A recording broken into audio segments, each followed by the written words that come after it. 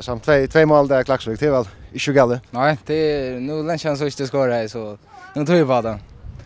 Det så ut som att det förra laget fullkomliga temar alla dessa någon. Var det clutcher av KI kom så väl vi sett något som gör det. Ja, kanske center ja.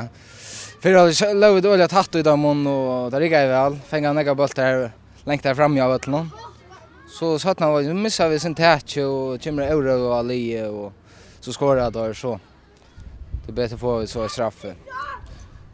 Och det blev ju en öl intens sättningsläger. Var han här kommer jag nu? Öl här men börjar få krampa och så som det är inte vi andra blir få så. Man kan se att det var här det styr. Och du hej Leo strekt legender på att du skulle ta straff och som ju värda massa straff jag det kom. I var så onkel Lydia ta det. Nej, jag skulle ta det. Jag följt det. Nu får jag skåra och ja, det ska en nu har jag så ont i om men ja, det var inte problem. Så där som Talvan ser ut nu så började att så ut som tid skulle vara vi i striden om Heiersmäster. Hur tar vi mål alla tydna så det kom? Ja, det var alla tydna.